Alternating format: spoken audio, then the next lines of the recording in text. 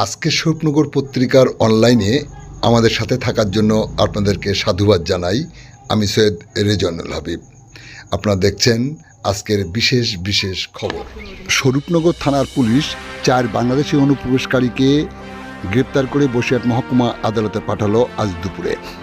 এখন শুনুন বিস্তারিত।